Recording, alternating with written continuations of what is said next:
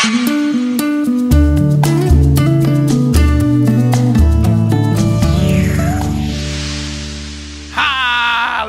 haleluya, haleluya. Tuhan Yesus dahsyat, Tuhan Yesus luar biasa.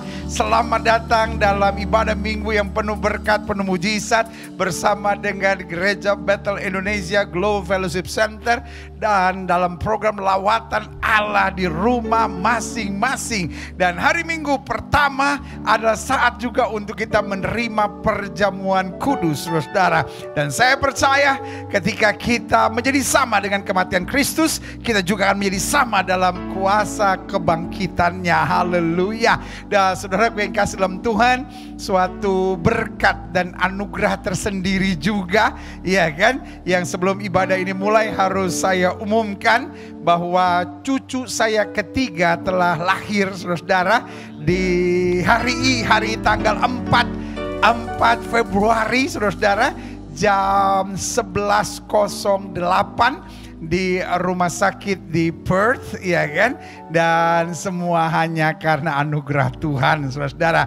Dan diberi nama oleh Pastor Geren dan Amanda, yaitu Judah, ya kan? Kenapa Judah? Karena dari tribe of Judah, ya kan? Dari suku Yehuda, saudara. Karena Yesus adalah singa dari Yehuda, ya kan? Karena Yesus dari suku Yehuda, dan biarlah Yuda ini atau Judah, ya kan, akan menjadi anak Tuhan Yesus yang berkenan di hatinya Tuhan. Sebetulnya peristiwa ini sangat membahagiakan buat keluarga kami, tapi juga sangat menyedihkan. Kenapa? Karena saya tidak bisa bersama-sama karena sedang pandemi begini, saudara. Australia sedang tidak membuka pintunya, dan kebetulan karena Amanda adalah warga negara Australia, jadi melahirkannya di Australia, saudara ya.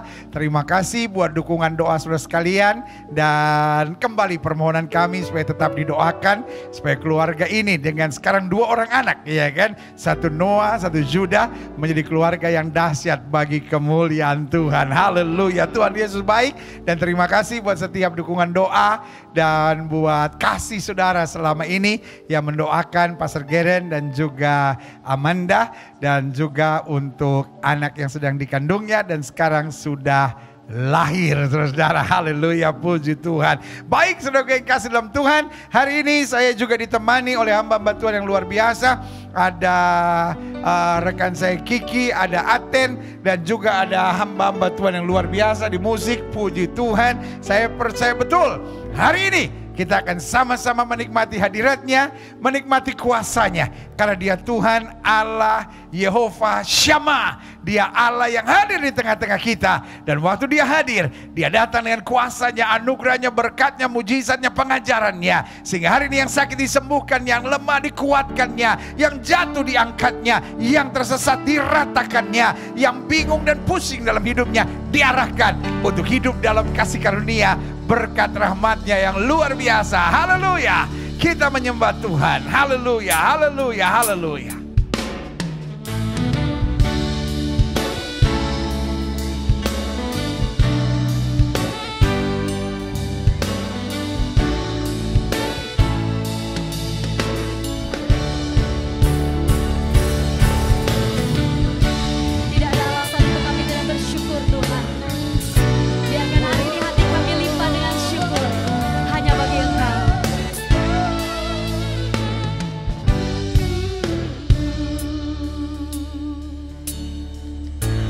Bersyukur buat kasih-Mu menyelamatkan hidupku, oh Yesus, Tuhan dan Rajaku.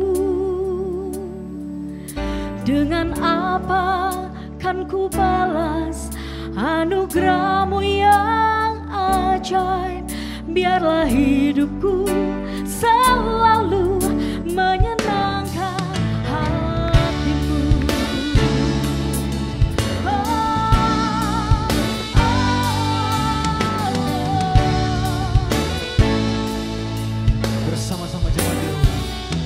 pujian. Ku bersyukur buat kasih-Mu menyelamatkan hidupku, oh Yesus, Tuhan dan Rajaku. Dengan apa kan ku balas anugerah-Mu yang ajaib? Biarlah hidupku selalu menyenangkan hati-Mu. Betapa kagum ku melihat perbuatan tangan-Mu, ajaib dan mulianya kuasa-Mu nyata dalam hidupku.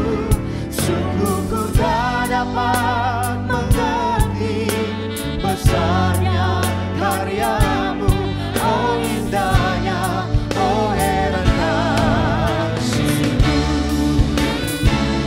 Kami bersyukur,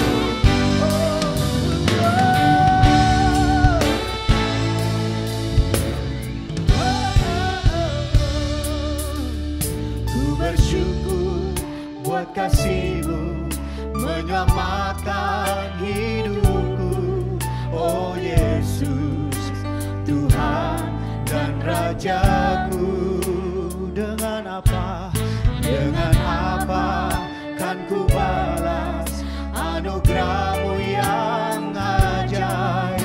Biarlah hidupku selalu menyenangkan hati-Mu. Betapa kagum ku melihat perbuatan tangan-Mu, ajaib dan mulianya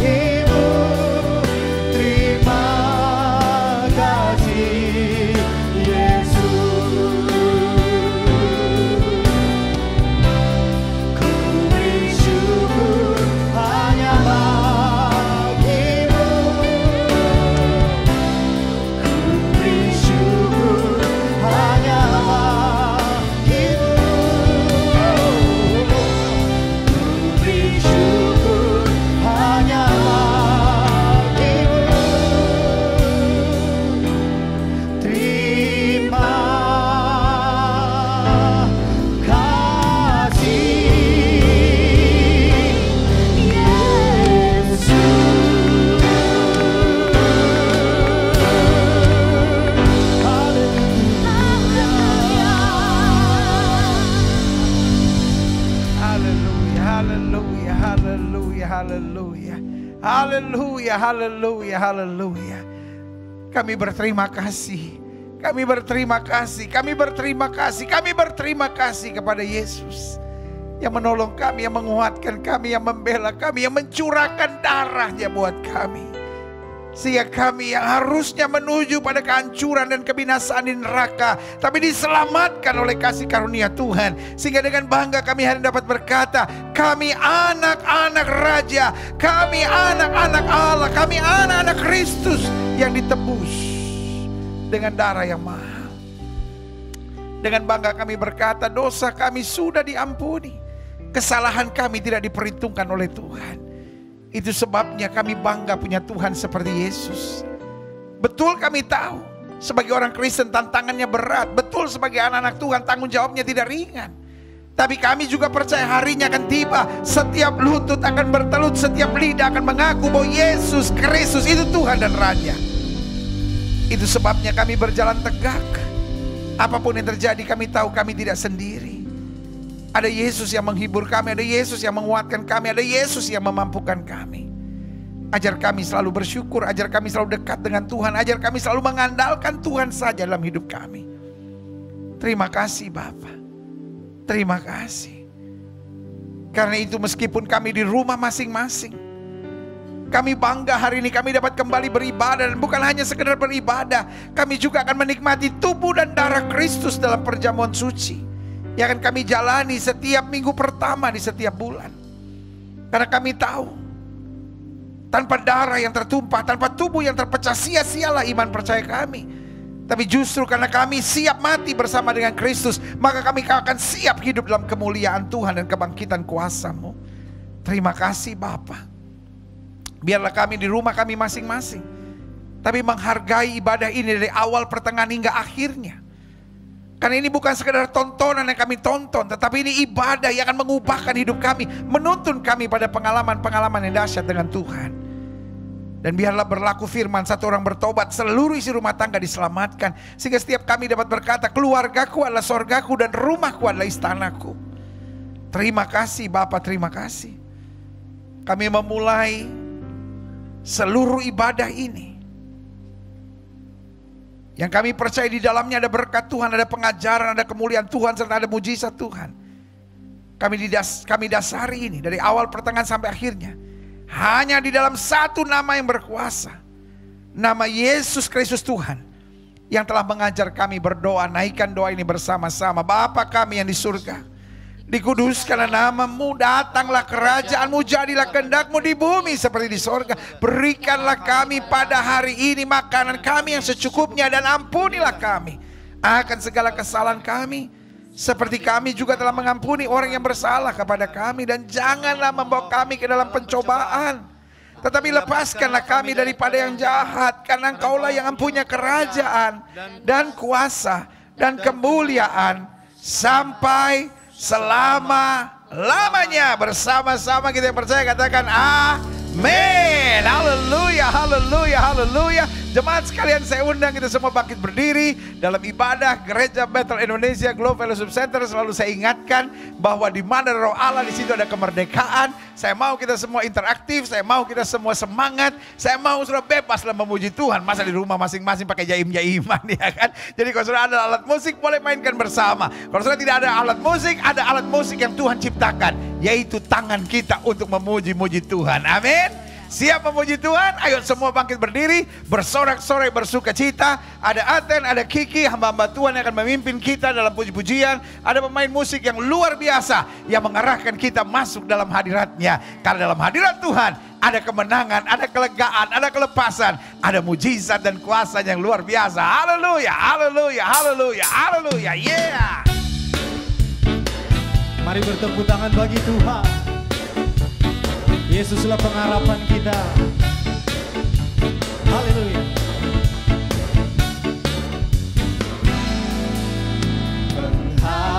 Pengharapanku hanya Yesus saja, yang mati atas Golgota. Amin. Dia gembala jiwaku yang Yesus, Dia harapanku. Yesus penolong jiwaku. Yesus pelepas dosaku. Amin. Dia pohon selamat dan kesenanganku. Yesus, Dia harapanku. Saya percaya saudara yang dari rumah tahu lagu ini. Mari sama-sama angkat pujian ini. Wow, oh, oh, oh. Wow, oh, oh, oh. Pengharapanku hanya Yesus saja. Yesus saja. Amin. Yang mati atas Golgota. Dia gembala jiwaku yang sungguh. Yesus, Dia harapanku. Yesus, Yesus, Yesus harapan jiwaku. Yesus melepas dosaku. Dia pohon selamat dan kesenanganku. Yesus, Dia harapanku. Yesus, Yesus, Yesus harapan jiwaku. Yesus pelepas dosaku.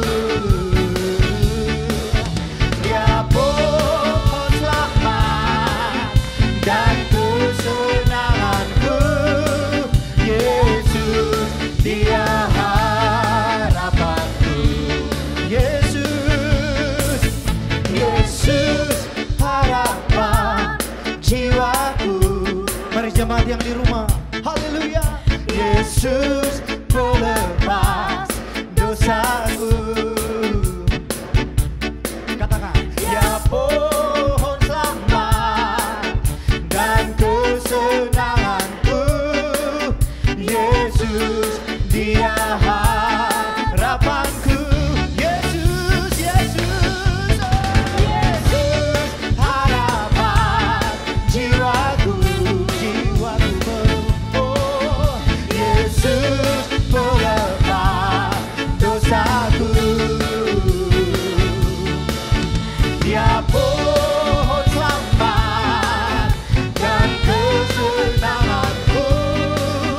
Yesus, Dia harapanku. Katakan, Yesus, Dia harapanku. Yesus, Dia harapanku. Sekali lagi katakan, oh, Yesus, Dia harapanku. Haleluya. Oh, oh, oh, oh.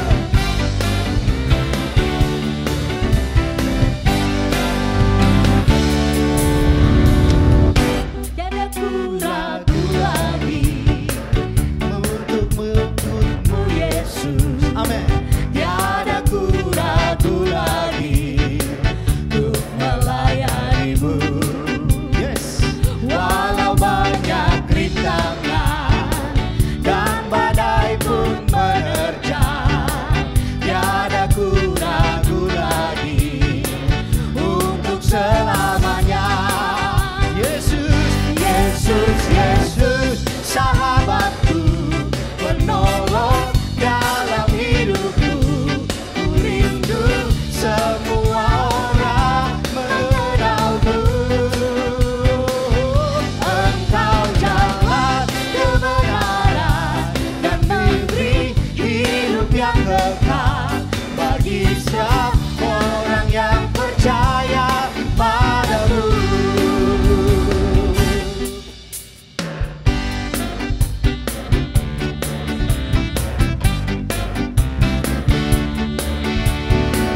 Sama-sama angkat pujian ini. Tiada ku ragu lagi. Haleluya. Tiada ku ragu lagi Untuk mengikutmu Yesus. mengikutmu Yesus. Amin. Tiada ku ragu lagi Untuk melayanimu. walau banyak rintangan dan badai pun menerjang. Tiada ku ragu lagi untuk selamanya. Semua. Yesus, Yesus, sahabatku, penolong dalam hidupku. Ku rindu semua orang mengenalmu. Engkau jalan kebenaran dan memberi hidup yang kekal bagi semua yang percaya padamu. Yesus, Yesus, Yesus, Yesus, sahabatku, penolong dalam hidupku. Ku rindu semua orang mengenalmu. Engkau jalan kebenaran dan memberi hidup yang kekal bagi semua yang percaya padamu. Bagi semua yang percaya padamu. Bagi semua yang percaya padamu.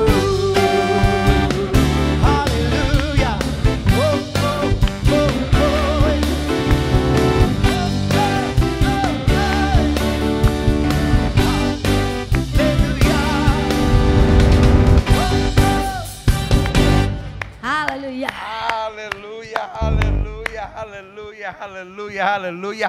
Tiada ku ragu lagi mengikutmu Yesus. Ku rindu semua orang percaya kepadamu. Karena Alkitab bilang di bawah kolong langit ini tidak ada nama lain yang olehnya manusia selamat kecuali di dalam nama Yesus. Haleluya. Saat yang indah penuh sukacita, right? Sebelum kita masuk dalam firman Tuhan, kita akan menyembah Tuhan. Kita siapkan hati dan pikiran kita untuk masuk dalam firman-Nya. Karena hari ini juga kemudian kita akan lanjut dengan perjamuan suci. Saya percaya betul lewat tubuh dan darah Kristus sesuatu yang dahsyat Tuhan menyatakan di tengah-tengah kita. Karena itu saudaraku yang kasih dalam Tuhan, yang mau duduk silahkan, yang mau tetap berdiri silahkan, yang bahkan mau berlutut di hadapan Tuhan silahkan. Saudara bebas di rumah saudara masing-masing, karena di mana roh Allah di situ ada kemerdekaan. Kita siapkan hati dan pikiran kita masuk dalam firman, biarkan roh Tuhan menjamah kita. Karena apapun yang terjadi, 1000 boleh rebah di sisi kiri kita, 10.000 boleh rebah di sisi kanan kita, tetapi itu tidak akan menimpa kita. Ada penjagaan Tuhan yang sempurna buat kita. Haleluya, haleluya, haleluya.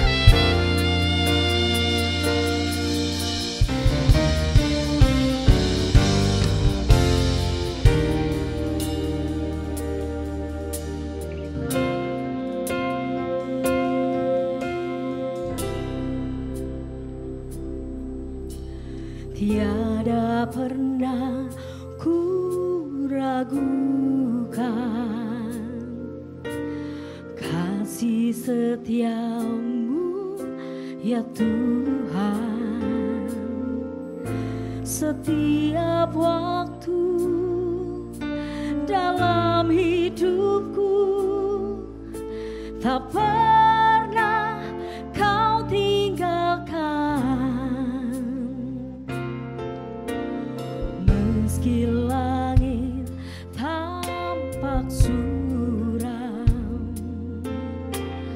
awan gelap pun menghadang. Hadapi badai, lewati gelombang,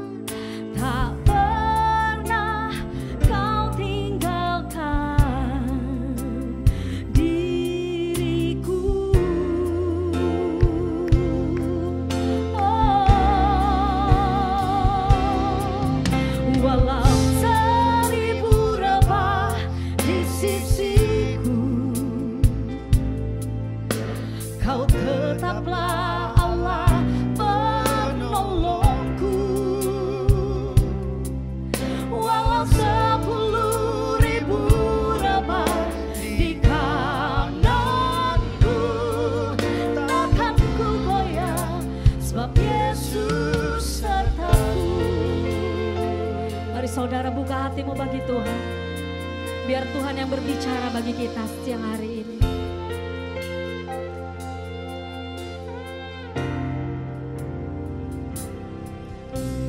Tiada pernah ku ragukan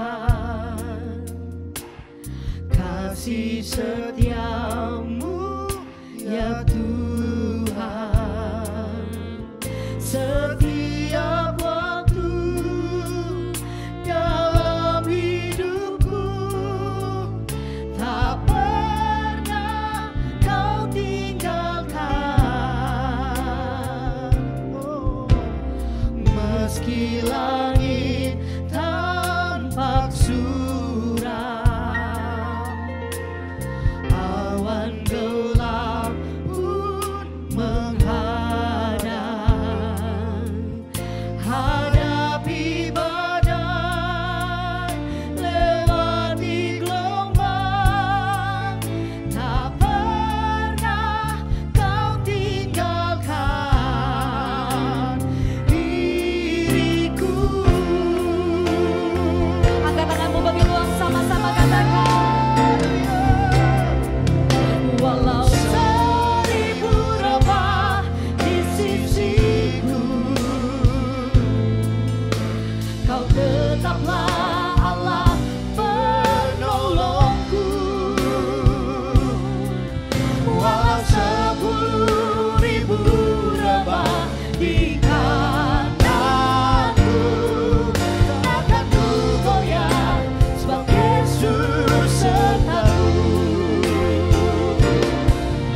Walau 1000 rebah di sisiku,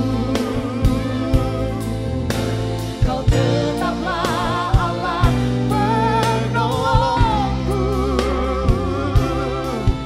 Walau 10.000 rebah di kananku, takkan ku goyah sebab Yesus sertaku.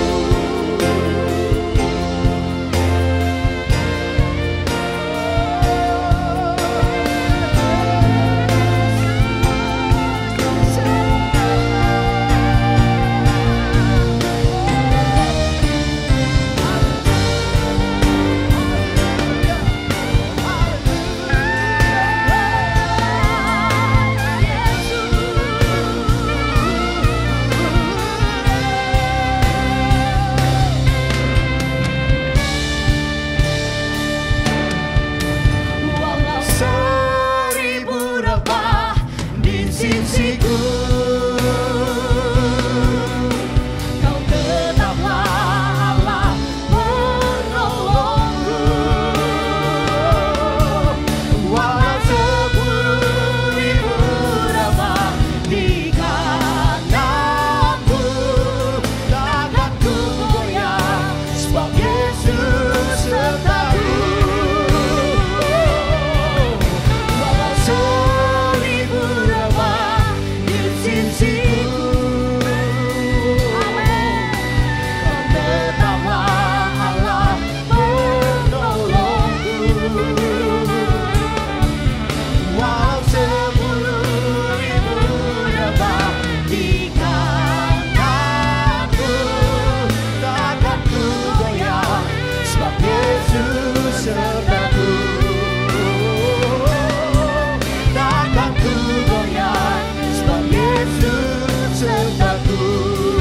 Yesus sertaku. Takkan ku goyah sebab Yesus sertaku.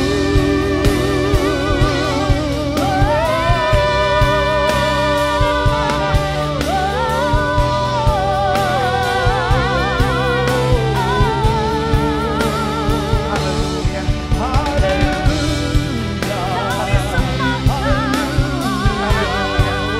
Ini yang kami yakini dalam hidup kami. Ini yang kami yakini dalam hidup kami. 1000 boleh rebah di sisi kiri kami, 10.000 boleh rebah di sisi kanan kami, tapi itu tidak akan menimpa kami. Kami tidak akan goyah Karena kuasa-Mu, karena anugerah-Mu, karena penjagaanmu sungguh sempurna dalam hidup kami.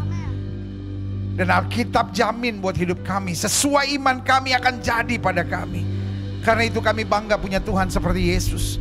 Kami dalam keyakinan yang kuat, nabi boleh banyak, agama boleh banyak, rasul boleh banyak, juru selamat hanyalah Yesus Kristus Tuhan dan Raja. Haleluya. Kami perlu Yesus dalam hidup kami.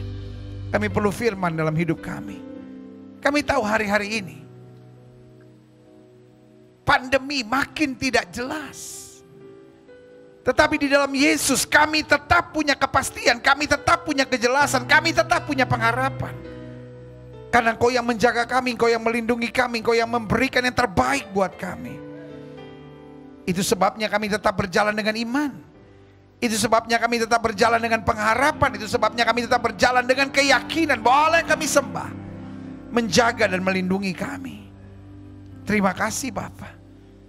Terima kasih Bapa. Sembuhkan yang sakit Allah. Kuatkan yang lemah. Beri penghiburan buat yang susah. Bebaskan yang terikat. Lepaskan yang terbelenggu. Ulurkan tangan bagi yang membutuhkan mujizat. Sehingga pada hari Minggu yang penuh berkat, penuh mujizat ini, bukan sekedar ibadah rutin yang kami ikuti, kami nikmati, kami jalani bersama di rumah kami masing-masing. Bahkan hari ini akan disertai dengan perjamuan kudus. Tapi hari ini hari berkat, hari ini hari mujizat, hari ini hari kemenangan, hari ini hari lawatan Tuhan, hari ini hari perjumpaan kami dengan Yesus. Lewat roh dan firman-Mu, dan kami tahu, kami percaya orang yang berjumpa dengan Yesus melalui roh, melalui firman-Mu, dan lewat perjamuan suci hari ini tidak pernah akan dikecewakan. Ya haleluya. Bersama-sama kita katakan amin. Haleluya, haleluya, haleluya. Tuhan Yesus dahsyat. Amin. Yang masih berdiri silahkan duduk. Ya kan? Yang sudah memang duduk atau yang masih berlutut boleh duduk. Sehingga hari ini kita siap menerima firman Tuhan. Dan hari ini saya percaya betul anugerahnya, berkatnya, kuasanya sungguh dinyatakan buat kita. Karena hari ini saudara yang kasih dalam Tuhan, bukan hanya firman Tuhan yang sudah terima, tetapi tubuh dan darah Kristus. Yang kata Alkitab, perbuatlah ini setiap kali menjadi peringatan akan aku. Dan Alkitab jamin buat kita, kalau kita mati bersama dengan Kristus, kita juga akan dibangkitkan bersama dengan Kristus dalam kemuliaannya. Haleluya. Pegang Alkitab kita di tangan kanan, angkat tinggi lewat kepala. Tanda kita mengakui Alkitab kita sebagai otoritas tertinggi dalam kehidupan iman kita.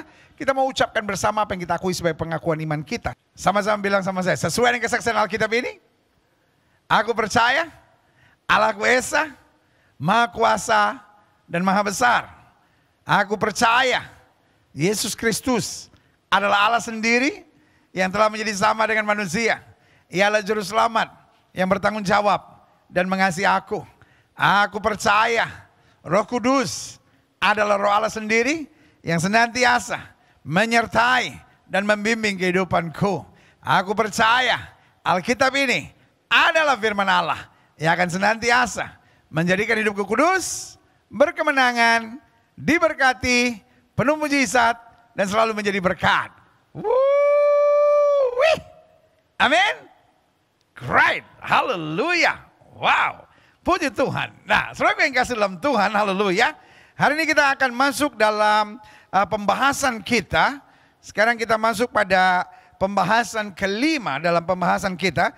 Mengapa orang pilihan bisa gagal? Iya kan? Karena orang yang dipilih Tuhan sebetulnya diperlengkapi Tuhan. Orang yang dipilih Tuhan sebetulnya dijaga Tuhan. Orang yang dipilih Tuhan akan dimampukan Tuhan untuk bertahan sampai kesudahannya. Karena itu Alkitab mengajarkan kepada kita, hindari soal yang bodoh. Ada pepatah yang bilang begini, banyak orang jatuh bukan karena batu besar. Orang waspada dengan batu besar. Tapi banyak orang jatuh karena kerikil-kerikil kecil. Banyak orang tidak jatuh karena musuh yang menakutkan. Tapi banyak orang jatuh dengan penjilat-penjilat yang berbahaya, saudara-saudara. Itu yang Alkitab katakan, hindari soal yang bodoh. Nah, ini yang kita mau belajar sama-sama. Buka Alkitab kita sama-sama. 2 Timotius 2 ayat 19 sampai 26. Demikian firman Tuhan. Tapi dasar yang diletakkan Allah itu firm. Jadi kalau Tuhan pilih dan panggil kita, the foundation is firm. Dasarnya itu teguh, dasarnya itu kuat. Dan materainya bukan hanya dasarnya teguh, bukan hanya foundationnya firm, tetapi juga ada materainya, ya kan? Dan materainya ialah Tuhan mengenal siapa kepunyaannya. Tuhan tahu kelemahan kita, Tuhan tahu keterbatasan kita, Tuhan tahu ketidakmampuan kita, dan Dia sediakan kuasanya, Dia sediakan Roh Kudusnya untuk memampukan kita melalui semuanya. Jelas sampai di sini? Dasarnya teguh dan materainya jelas. Tuhan mengenal kita. Makanya Yesus sebelum naik ke sorga dia bilang apa? Aku tidak meninggalkan kamu seorang diri sebagai yatim piatu. Karena Tuhan mengenal kita. Aku akan memberi seorang penolong yang akan menyertai kamu selama-lamanya. Dan untuk itu Alkitab bilang roh yang di dalam kamu lebih besar dari roh yang ada dalam dunia ini. Berarti kamu kuat, kamu menang, kamu mampu mengalahkannya asal kamu tidak melakukan hal-hal yang bodoh. Nah, ini yang kita mau pelajari, ya kan? Setiap orang yang menyebut nama Tuhan hendaklah meninggalkan kejahatan. Artinya apa? Jangan munafik. Jangan menyebut nama Tuhan tapi menjadi penjilat. Jangan menyebut nama Tuhan tapi berzina. Jangan menyebut nama Tuhan tapi onani dan masturbasi. Jangan menyebut nama Tuhan tapi pada saat yang bersamaan menipu. Jangan menyebut nama Tuhan tapi pada saat yang bersamaan berselingkuh. Jangan menyebut nama Tuhan tapi pada saat yang bersamaan hidup dengan judi, minum mabuk. Hidup dengan hal-hal yang daging, ya, penuh dengan keserakahan, kerakusan. Ya kan? Makanya Alkitab bilang Tuhan mengenal setiap kepunyaannya. Tuhan mengenal siapa kepunyaannya. Dan setiap orang yang menyebut nama Tuhan, yang artinya sudah bertobat, yang sudah lahir baru, yang sudah memanggil nama Yesus, hendaklah meninggalkan kejahatan. Makanya ayat 20 kasih gambaran begini. Dalam rumah yang besar, bukan hanya terdapat perabot dari emas dan perak, melainkan juga dari kayu dan tanah. Apa rumah besar di sini? Rumah besar di sini artinya keluarga-keluarga Allah. Orang-orang yang sudah ditebus.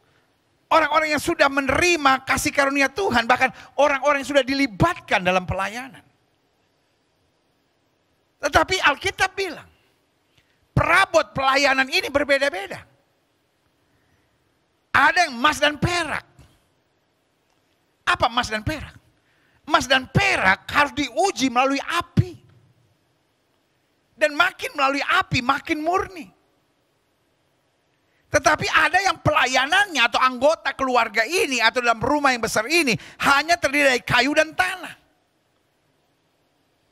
Artinya waktu lewat api hancur. Lewat api habis.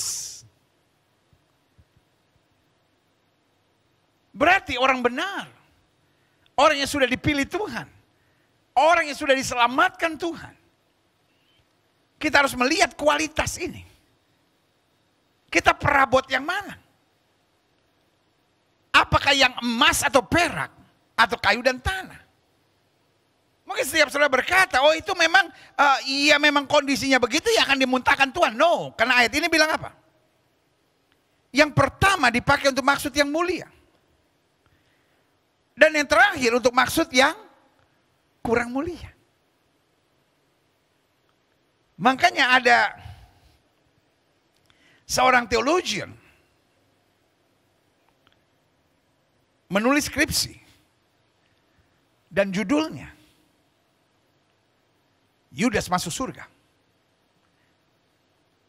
Saya bukan agen surga yang bisa dengan gampang berkata, oh ini masuk surga, ini masuk neraka. Tetapi alasan yang saya perhatikan, alasan penulis skripsi ini, Yudas masuk surga karena dia melakukan kehendak Allah. Artinya tanpa Yudas, Yesus gak akan bisa disalibkan. Come on. Jangan berpikir so stupid.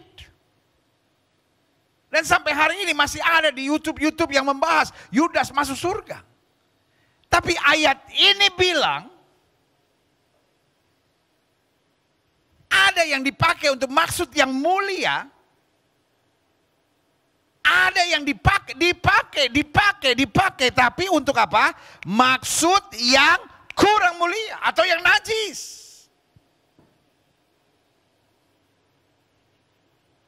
Saya mau dipakai untuk maksud yang mulia. Bukan untuk maksud yang najis atau yang kurang mulia. Kita lihat selanjutnya. Saya mau saudara betul-betul ngerti firman Tuhan ini. Supaya saudara nggak ditipu dan nggak dibingungkan oleh orang yang mengaku diri mengerti doktrin. Tapi sebetulnya hanya memuaskan logikanya sendiri. Karena ayat 21 bilang, jika seorang menyucikan dirinya dari hal-hal yang jahat. Kita kembali ke ayat 20. Ayat 20 bilang dalam rumah yang besar, bukan hanya terdapat perabot dari emas dan perak, melainkan juga dari kayu dan tanah. Jelas ya, ada emas dan perak. Jelas emas dan perak ini kita tahu diuji lewat api, dipakai untuk maksud yang mulia. Kayu dan tanah hancur diuji lewat api, ya kan? Karena itu dipakai untuk maksud yang najis. Dipakai untuk maksud yang kurang mulia. Jelas ya sampai di sini. Nah, sekarang kita lihat kenapa ada yang maksud mulia, ada yang tidak maksud yang tidak mulia. Ayat 21 menjelaskan very clear. Jika seorang menyucikan dirinya dari hal-hal yang jahat. Berarti kenapa perabotnya disebut dari kayu dan tanah? Karena jahat. Jadi jangan bilang, oh itu my part. Mungkin panggilan saya bukan emas dan perak, tapi panggilan saya adalah kayu dan tanah. Saudaraku yang kasih dalam Tuhan, artinya apa jahat? Alkitab bilang. Karena Yudas dari awalnya adalah pencuri. Betul dia dalam pelayanan, betul dia berbuat sesuatu. Tetapi karena tanah, karena kayu, maka dipakai untuk maksud yang tidak mulia. Betul dia dipakai. Tapi untuk maksud yang tidak mulia, kenapa? Karena dia tidak mau menyucikan dirinya. Artinya meskipun kayu dan tanah, kalau dia menyucikan dari hal yang jahat, dia akan dipakai untuk maksud yang mulia. Dan ayat 21 ini sangat jelas. Jika seorang menyucikan dirinya dari hal-hal yang jahat, ia akan menjadi perabot rumah untuk maksud yang mulia. Jadi tanah dan kayu ini dipakai Tuhan. Tetapi dengan tetap melakukan yang jahat. Ngeri. Ada orang yang pelayanan-pelayanan tapi tetap berzina. Ada orang yang pelayanan-pelayanan tapi tetap penuh kebencian. Ada orang yang pelayanan-pelayanan tapi kerjaannya nyerang orang. Ada yang pelayanan-pelayanan tapi roh di dalamnya, roh perpecahan, roh adu domba, roh kesombongan, merasa diri angkuh yang paling hebat. Saudaraku yang kasih dalam Tuhan, ada roh Lucifer di dalam diri saudara. Saya mengasihi saudara. Saya bukan seorang hamba Tuhan yang berkhotbah untuk nyenang-nyenangin hati saudara. Tetapi saya seorang hamba Tuhan yang bicara sederhana, tetapi akan bicara jujur dengan saudara. Kenapa saya mau hidup sudah diubahkan Tuhan. Apalagi hari ini kita akan menerima tubuh dan darah Kristus. Ayat ini bilang, jika seorang menyucikan dirinya dari hal-hal yang jahat, ia akan menjadi perabot rumah untuk maksud yang mulia. Ia dikuduskan, bukan jadi hebat, tapi dipandang layak untuk dipakai tuannya dan disediakan untuk setiap pekerjaan yang mulia. Siapa?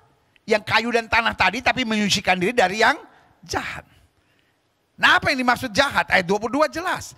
Sebab itu jauhilah nafsu orang muda. Nah, ini yang dimaksud menyucikan diri dari hal-hal yang jahat. Kejarlah keadilan. Kejarlah kesetiaan. Kejarlah kasih. Kejarlah damai bersama-sama dengan mereka yang berseru kepada Tuhan dengan hati yang murni. Jadi ada yang menyebut nama Tuhan atau berseru kepada Tuhan tapi dengan hati yang busuk. Dengan hati yang curang, dengan hati yang munafik. Tapi Tuhan mau kita menyucikan diri. Supaya kita dipakai untuk pekerjaan yang mulia. Ayat 23. Hindarilah soal yang dicari-cari. Nah ini. Kenapa kita akhirnya dipakai untuk maksud yang tidak mulia? Kenapa kita diibaratkan hanya seperti kayu dan tanah? Karena kita suka mencari soal yang dicari-cari. Kita cari kekurangan orang, kita cari kesalahan orang. Supaya kita kelihatan hebat. Kita serang orang, kita adu domba satu sama lainnya. Kita ngejelekin orang. Ini yang Alkitab bilang, hindari soal yang dicari-cari. Yang bodoh. dan tidak layak. Jadi ada 3 di sini. Soal yang dicari-cari, yang bodoh dalam bahasa Inggris disebut stupid things. Memang bahasa Inggris nggak semuanya bisa diterjemahkan langsung. Stupid things itu hal-hal yang sia-sia gitu. Ya kan bahasa Inggris terjemahannya nggak bisa langsung. Misalnya, ya kan, deadline. Itu bukan garis mati kan, Bluetooth. Bukan garis biru kan, iya kan, jelas kan sampai di sini. Stupid things. Dalam Alkitab diterjemahkan langsung jadi kesannya hal-hal yang bodoh. Tapi stupid things kadang-kala hal-hal yang dicari-cari gitu, hal-hal yang dibesar-besarkan gitu ya kan, dan yang tidak layak. Jadi hal yang dicari-cari yang bodoh dan tidak layak. Engkau tahu bahwa soal-soal itu ujung-ujungnya hasilnya menimbulkan pertengkaran. Terjemahan aslinya bilang menciptakan persaingan dan kompetisi. Tuhan tidak mencari siapa yang lebih hebat. Tuhan tidak mencari siapa yang lebih jago. Serving God is not a sports Olympic. Melayani Tuhan bukan seperti olimpiade olahraga. Dicari siapa yang terhebat, tercepat, terjago. No. There is no competition in God's field. Tidak ada kompetisi dalam ladangnya Tuhan. Karena Tuhan hanya cari yang taat dan setia. Bukan yang terbaik, bukan yang terhebat, bukan yang terjago, bukan yang paling terkenal. Alkitab bilang di hari terakhir ada orang-orang yang berkata, aku sudah berbuat demi namamu, aku sudah usir setan demi namamu, aku sudah sembuhkan orang sakit. Itu kan orang hebat, tapi Yesus bilang apa? Aku tidak kenal kamu. Karena yang Tuhan cari ketaatan, kesetiaan, dan ketulusan. Makanya ayat Alkitab ini bilang hindari soal yang dicari-cari, yang bodoh dan tidak layak. Engkau tahu bahwa soal-soal itu menimbulkan pertengkaran. Taruh tangan kanan saudara di dada. Sama-sama bilang, saya harus hindari pertengkaran. Pak, hindari pertengkaran. Ibu, hindari pertengkaran. Pelayan-pelayan Tuhan, hindari pertengkaran. Mertua-mertua, hindari pertengkaran. Menantu-menantu, hindari pertengkaran. Anak-anak Tuhan, hindari pertengkaran. Karena Alkitab bilang, berbahagia orang yang membawa damai, karena mereka akan disebut anak-anak Allah. Amin. Ayat 24 menjelaskan dengan jelas. Sedangkan seorang hamba Tuhan tidak boleh bertengkar. Harus ramah terhadap semua orang. Ia harus cakap mengajar. Jadi meskipun ramah tetap harus mengajar, tetap harus menegur, tetap harus menasihati. Tetapi ayat ini selanjutnya bilang apa? Dengan apa? Sabar. Ramah, cakap mengajar, sabar. Selanjutnya, klik. Dan dengan lemah lembut, bukan menghakimi, bukan menjatuhkan. Kalaupun harus menegur, tetap lemah lembut. Dapat menuntun orang yang suka melawan. Nah, orang yang suka melawan gak usah dikutuk-kutukin. Tuntun, arahkan dengan lemah lembut.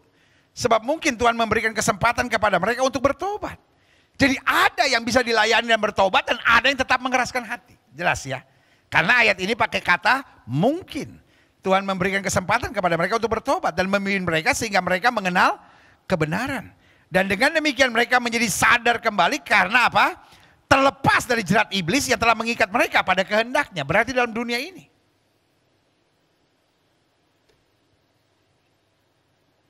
Sesuai dengan firman Tuhan ini jelas. Ada orang-orang yang terikat dengan jerat iblis. Dan orang yang terikat dengan jerat iblis ciri-cirinya. Selalu memancing keributan. Orang-orang yang terikat dengan jerat iblis. Ciri-cirinya. Selalu mau menonjolkan diri, merasa yang paling baik dan semua tidak betul. Orang yang terikat jerat iblis, ciri-cirinya tidak peduli dengan firman Tuhan. Dia hanya mencari kesenangan daging. Ciri-ciri orang yang terjerat iblis adalah hidup munafik. Dia ada di gereja. Dia kadang-kala mendengar firman, dia kadang-kala terlibat dalam pelayanan-pelayanan, tetapi hidupnya bertentangan dengan firman Tuhan. Jelas ya? Alkitab bilang, ada orang-orang yang terikat dengan jerat iblis. Dan untuk menghadapinya, kita harus hidup dengan kualitas emas dan perak. Karena itu yang iblis mau. Menempatkan orang-orang yang terikat jerat iblis di sekitar kita. Supaya akhirnya kita stres. Supaya akhirnya kita tertekan. Supaya akhirnya kita emosi. Supaya akhirnya kita terpancing. Dan akhirnya meledak amarah kita. Tapi dalam nama Yesus saya mau ingatkan. Tuhan sedang mempersiapkan engkau. Untuk maksud yang mulia. Taruh tangan kanan saudara sama-sama bilang, saya imani. Kan udah janji kita mau sama-sama interaktif dalam ibadah-ibadah Gereja Bethel Indonesia Global Fellowship Center ya. Taruh tangan kanan saudara di dada, sama-sama bilang sama saya. Saya imani. Saya akan dipakai Tuhan. Untuk maksud yang mulia. Ayo sekali lagi sama-sama bilang sama saya imani. Saya akan dipakai Tuhan. Untuk maksud yang mulia. Berikan tepuk tangan dia meriah buat Tuhan. Haleluya, haleluya, haleluya. Klik. Aha. Saya catat di sini jelas panggilan dan pilihan Tuhan dalam hidup seseorang. Bukan hanya sesuatu yang membanggakan, namun sesuatu yang juga harus kita rawat. Yang kemudian perlu dipoles terus-menerus. Orang-orang yang suka otomotif misalnya. Waduh. Motor dipoles terus. Kasih otosol, gosok sana supaya sling. Sampai istrinya bilang, ya ampun motor dielus-elus setiap hari, gua gak pernah dipeluk. Masa ibu cemburu sama motor? Tapi Pak, masa elus-elus motor bisa 2 jam? Manggil istri, gendut sini. Darah Yesus, dosa lu. Anak-anak Tuhan Yesus. Dia romantis sama istrinya dan romantis sama suaminya. Amin. Jangan bilang sama saya, oh saya nggak biasa. Menikah bukan melakukan yang biasa. Tapi menikah melakukan yang terbaik dan terindah, teristimewa buat orang yang kita cintai. Jelas? Dipoles. Ibu-ibu yang senang lihat rumahnya rapi. Dipoles. Ya. Orang-orang yang suka anjing. Anjingnya dimandiin. Wah. Jadi sesuatu yang kita sayang. Sesuatu yang kita banggakan. Kita mau dia bersinar. Ibu-ibu yang bangga sama dia punya berlian, gigi dia bisa nggak dia gosok? Ini dia digosok sehari 3 kali. Supaya kalau kena lampu, plik. Orang sampai terkedip-kedip tuh mata. Iya kan? Itu yang saya bilang. Pilihan dan panggilan dalam hidup kita. Begitu membanggakan. Sehingga kita bukan hanya bersyukur, tapi kita poles terus. Supaya makin hari, makin nampak kemuliaan Tuhan di dalam panggilan kita. Yang setuju katakan amin. Klik. Salah satu strategi iblis untuk mengacaukan panggilan dalam hidup seseorang, yaitu dengan melemparkan jerat. Makanya Alkitab bilang kan, mereka terikat dengan jerat iblis. Tuhan memanggil mereka. Tuhan memilih mereka. Tuhan merancangkan yang jahat. Tapi iblis menjerat. Makanya bahasa saya. Salah satu strategi iblis untuk mengacaukan panggilan dalam hidup seseorang. Itu dengan melemparkan jerat. Yang pertama. Saya pelajari jerat hawa nafsu.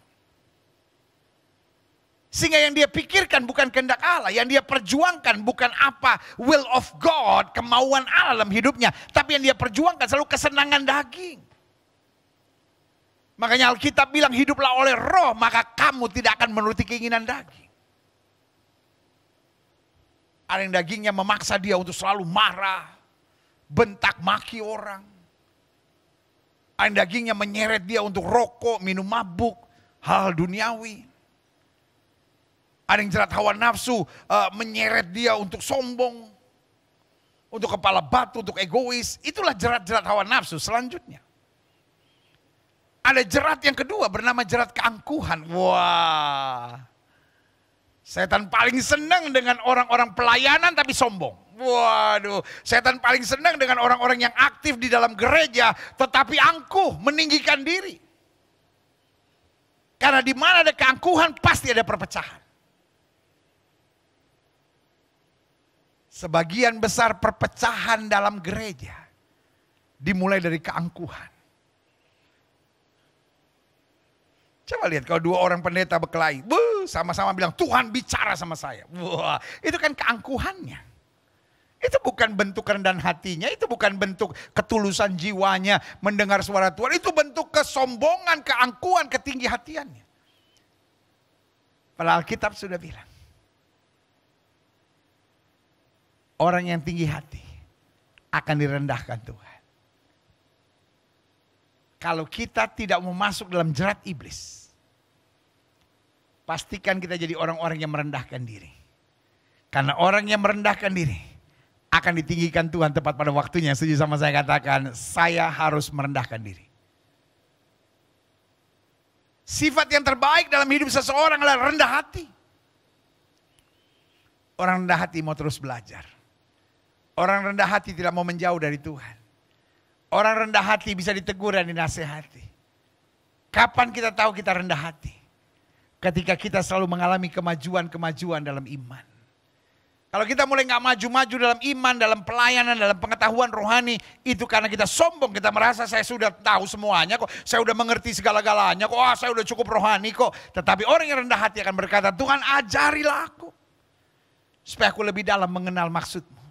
Supaya aku melayani Tuhan lebih sungguh-sungguh lagi. Supaya aku dapat memberi yang lebih baik buat orang yang Tuhan percayakan untuk aku layani. Yang setuju sama saya katakan rendah hati. Amin.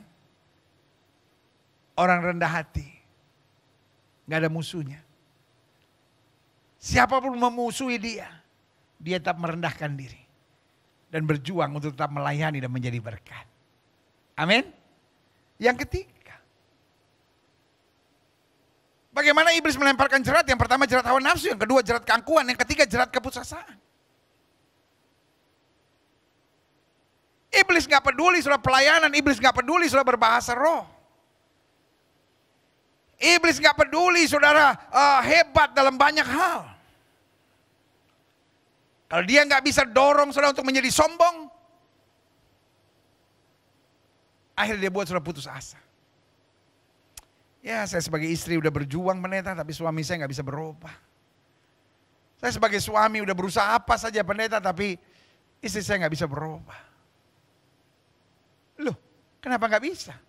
Alkitab bilang hati raja seperti batang air di tangan Tuhan, dapat Tuhan aliri kemana saya Tuhan mau. Tapi yang Tuhan mau dalam hidup kita adalah kita beriman. Karena sesuai dengan iman kita akan jadi pada kita. Tapi yang iblis mau dalam kehidupan kita adalah keputusasaan. Karena orang yang putus asa adalah orang yang tidak percaya akan janji Tuhan. Orang putus asa adalah orang yang nekat. Orang yang berputus asa adalah orang yang merasa dirinya yang paling benar. Apapun yang dinasihatin orang salah, percuma, saya udah buat ini, bangga sama dirinya sendiri. Makanya lihat, orang sombong dan orang putus asa, itu biasanya berjalan bersama-sama. Selanjutnya, ya lihat ya jerat-jerat yang iblis taruh. Jerat hawa nafsu, jerat keangkuhan, jerat keputusasaan, dan akhirnya jerat mencari jalan pintas. Kalau udah dipenuhi hawa nafsu, ujung-ujungnya sombong, angkuh. Ujung-ujungnya mudah putus asa, dan akhirnya mencari jalan pintas. Selalu saya bilang, tidak ada jalan yang mudah dalam mengiring Kristus. Mengiring Kristus jalannya berbatu. Jalannya keras. Jalannya penuh dengan tantangan. Tapi Tuhan janji, satu utas rambutmu pun tidak akan jatuh ke tanah tanpa seizin Tuhan. Dia jaga kita seperti biji matanya. Yang setuju katakan amin. Ibu, jangan ambil jalan pintas. Adik-adik muda jangan ambil jalan pintas. Kenapa orang bercerai? Karena ambil jalan pintas. Kenapa orang menggugurkan kandungan? Karena ambil jalan pintas. Kenapa orang tinggalkan pelayanan? Nggak kuat, saya ambil jalan pintas. Itu saya bilang jalan-jalan bodoh. Itu kalau kita bilang soal-soal yang bodoh. Padahal kalau kita mau berjuang, kalau kita mau beriman, kalau kita mau menanti-nantikan Tuhan, Alkitab bilang, orang yang berharap kepada Tuhan tidak akan pernah dipermalukan. Yang setuju katakan, yeah! Amin? Right. Selanjutnya, saya pelajari. Kunci utama agar kita tidak terperangkap jerat iblis. Saya catat di sini ada beberapa hal. Yang pertama,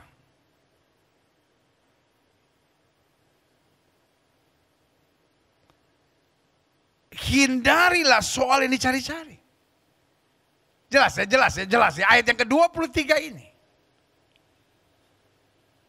merupakan kunci utama bagaimana kita tidak masuk dalam jerat iblis. Hindarilah soal yang dicari-cari, yang bodoh dan tidak layak. Engkau tahu bahwa soal-soal itu menimbulkan pertengkaran, menimbulkan kejengkelan, menimbulkan persaingan dalam hidupmu dan membuat engkau merasa diri yang paling hebat, paling benar dan semua yang salah. Jelas ya. Coba saudara lihat. Akar segala persoalan selalu begitu.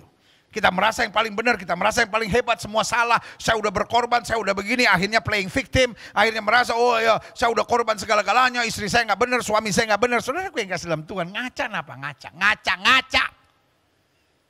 Karena mengungkit-ungkit kebaikan kita.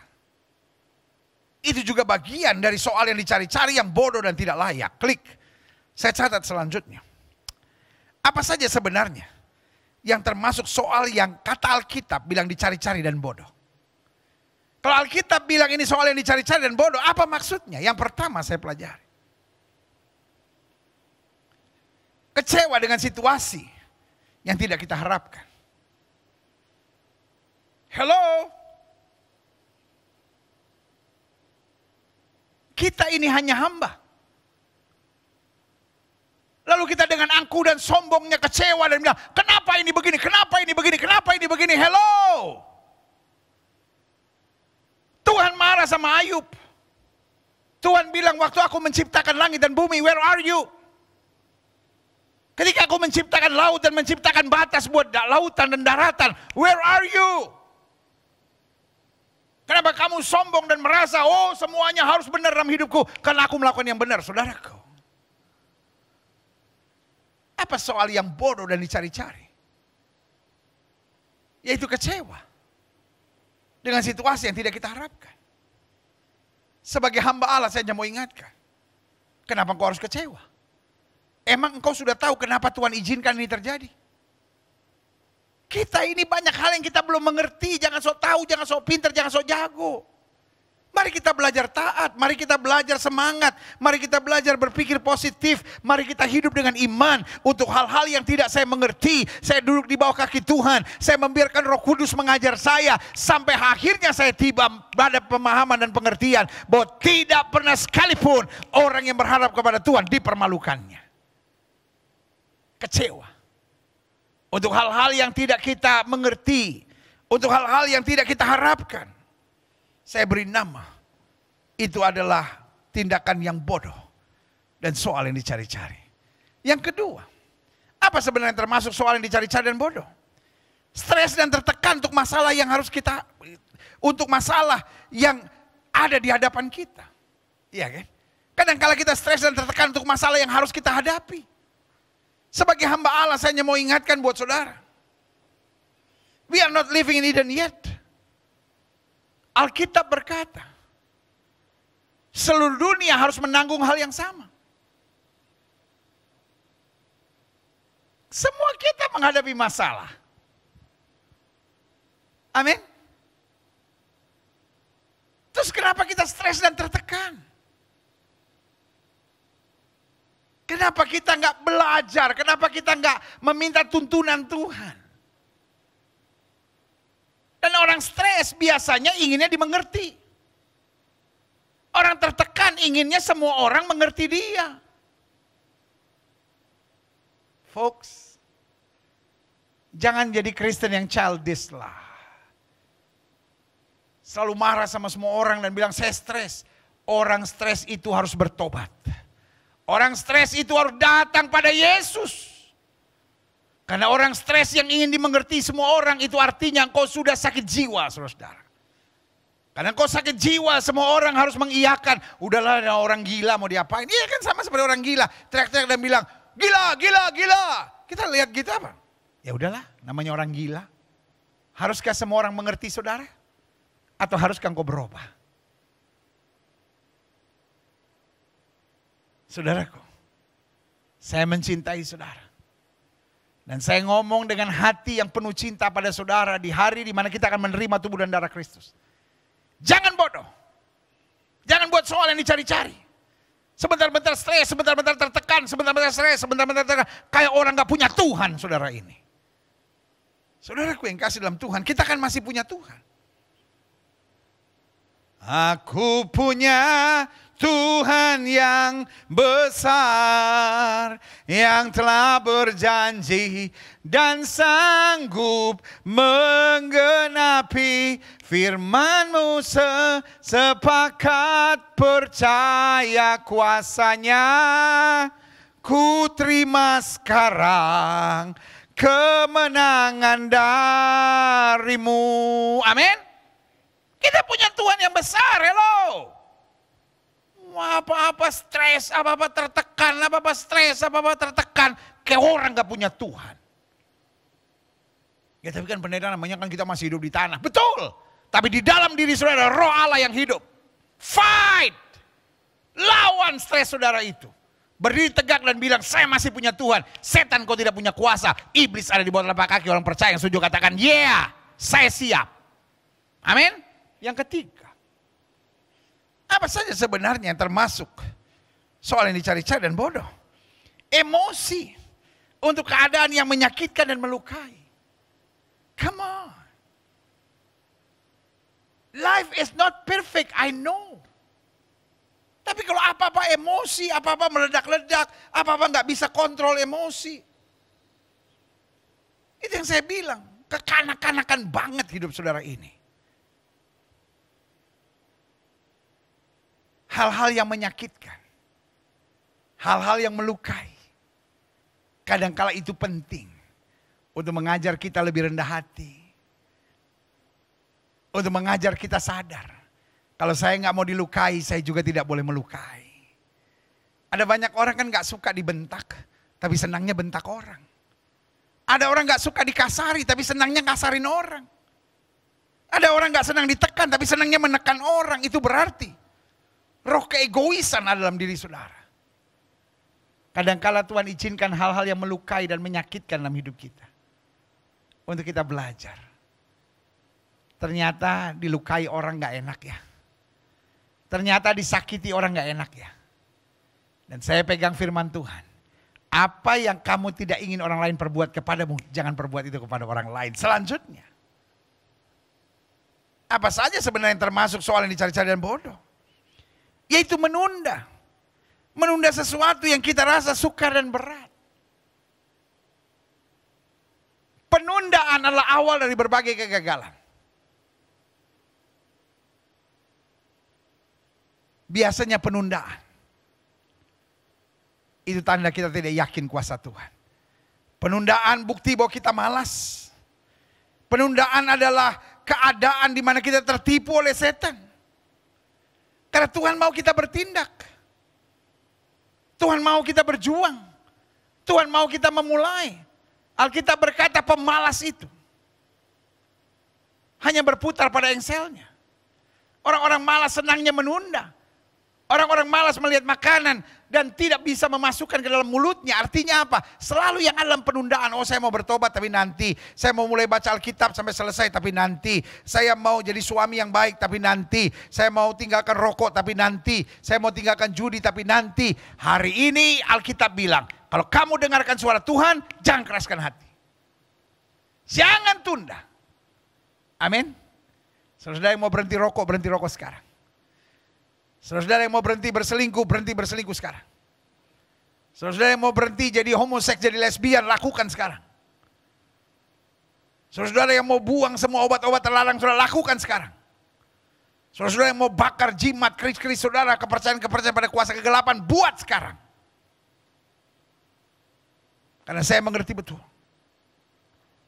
Penundaan adalah cara iblis. Untuk kita tidak melakukan apa yang sebenarnya Tuhan mau dalam hidup kita. Jadi jelas, saya jumpai minimal ada 4 hal yang saya sebut soal yang dicari-cari dan bodoh. Yang pertama kecewa dengan situasi yang tidak kita harapkan. Karena seringkali situasi yang kita tidak harapkan adalah tuntunan Tuhan untuk kita melihat kemuliaan Tuhan dinyatakan. Yang kedua, stres dan tertekan untuk masalah yang harus kita, stres dan tertekan untuk masalah yang harus dihadapi dalam hidup kita. Kenapa perlu stres? Kita tidak sendiri kok. Kita berjalan bersama Tuhan dan dengan Yesus kita cakap menanggung segala perkara. Yang ketiga, emosi untuk keadaan yang menyakitkan dan melukai. Padahal Tuhan mengajar kita untuk menguasai diri. Alkitab berkata, kuasai diri jadi tenang supaya kamu dapat berdoa. Alkitab berkata, orang yang dapat menguasai diri, dia seperti pahlawan yang merebut sebuah kota. Iya kan? Dan yang keempat, apa saja yang sebenarnya termasuk soal ini cari-cari yang bodoh? Yaitu menunda. Karena kita rasa sukar, kita rasa berat, kita tunda. Penundaan hanya penumpukan. Orang yang menunda-nunda ujung-ujungnya pasti akan tertekan sendiri. Adik-adik muda jangan suka menunda. Ibu-ibu jangan suka menunda. Pelayan-pelayan Tuhan jangan suka menunda. Bapak-bapak jangan suka menunda. Pengusaha-pengusaha jangan suka menunda. Banyak orang gak pernah berhasil dalam hidupnya karena apa? Apa saja dia tunda dalam hidupnya. Bangun pagi juga gitu. Bangun antar siangan dikit kesiangan. Tetapi orang yang responsif adalah orang yang selalu melihat kemuliaan Tuhan. Itu juga katakan amin. Selanjutnya saya pelajari. Klik. Aha. Orang pilihan Tuhan. Mari menghindari pertengkaran. Bukan sibuk dengan soal-soal yang bodoh dan tidak penting kata Alkitab. Iya kan? Dicari-cari. Orang pilihan Tuhan harus membawa damai. Bagaimana kita bisa menghindari pertengkaran. Melepaskan diri dari soal-soal yang bodoh dan sia-sia. Yang pertama. Dengan belajar menguasai diri. Hari ini waktu kita terima perjamuan suci. Perjamuan suci adalah pelajaran. Ada banyak orang berkata, oh kalau saya terima perjamuan suci, saya mendapatkan mujizat. Amin, saya percaya. Tetapi kalau hidup kita nggak mau berubah, hidup kita tetap liar, hidup kita tetap tidak mau menguasai diri, maka yang terjadi adalah hidup kita hancur.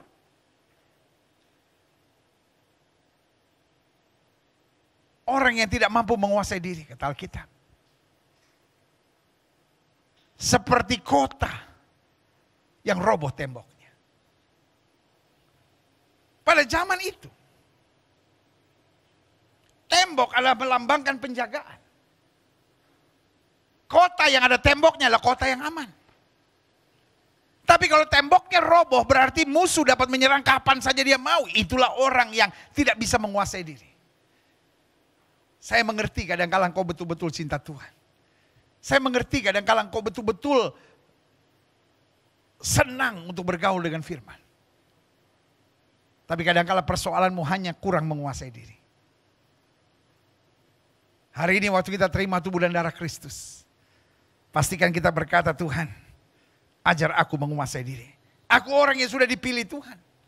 Aku orang yang sudah dipanggil Tuhan, aku sudah dibenarkan oleh Tuhan. Aku tidak mau masuk dalam jerat-jerat iblis untuk melakukan hal-hal yang bodoh dan yang dicari-cari dan yang tidak layak. Karena itu saya mau belajar menguasai diri. Dan yang kedua, klik. Saya harus menyadari kuasa Tuhan dahsyat dan luar biasa. Karena kuasa Tuhan dahsyat dan luar biasa, ngapain saya berdebat? Ngapain saya memaksakan kehendak? Ngapain saya menyakiti hati orang? Ngapain saya balas yang jahat dengan yang jahat? Kalau saya tahu kuasa Tuhan dahsyat dan luar biasa, manusia boleh mereka-rekakan yang jahat, saya tetap memberkati, saya tetap mengucapkan damai, saya tetap mengampuni.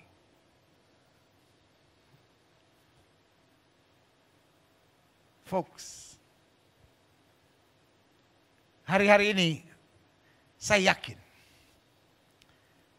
kita sudah masuk pada akhir zaman.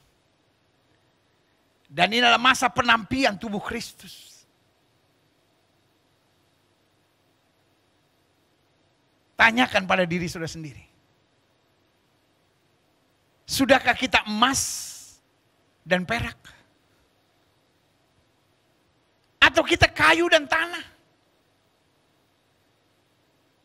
Karena yang membedakan emas atau perak, kayu dan tanah, kenapa yang satu dipakai untuk maksud yang mulia, di satu dipakai untuk maksud yang tidak mulia, yaitu proses pengujiannya.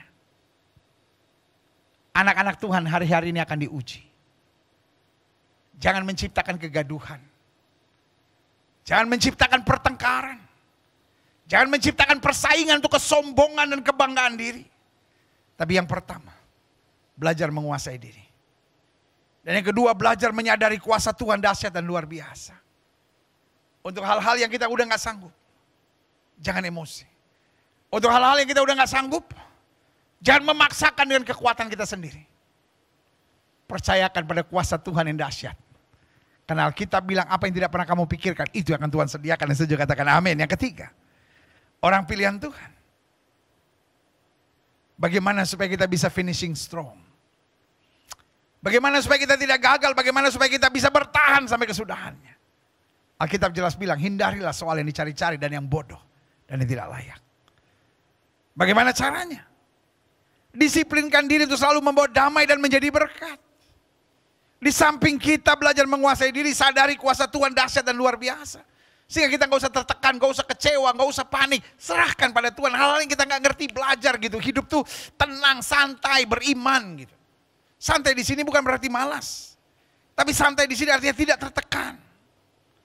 Saya lihat banyak orang hari-hari ini mungkin akibat pandemi lah, akibat serangan setan lah, akibat perjuangan yang berat hari-hari ini. Banyak orang jadi stres, saudara. Kayak orang gak punya Tuhan gitu, saudara. Yang ketiga, disiplinkan diri untuk selalu membawa damai dan menjadi berkat. Ngomong sama diri saudara sendiri. Saya harus bawa damai. Saya harus jadi berkat. Taruh tangan kanan sudah di dada. Sama-sama bilang sama saya anak Tuhan Yesus. Ayo, semangat. Ayo yang di rumah semua. Sama-sama bilang, saya anak Tuhan Yesus. Saya tidak boleh bikin malu nama Tuhan.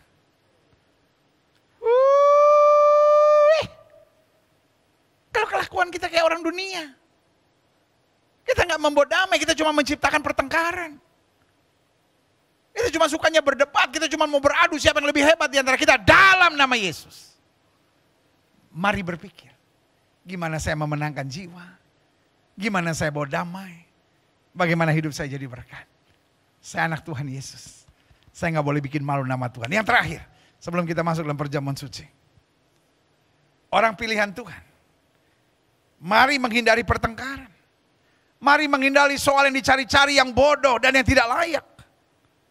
Dengan selalu mendekatkan diri pada firman dan tuntunan Roh Kudus. Oh haleluya, ini yang paling penting. I know this is very basic. Tetapi kalau basicnya gak benar,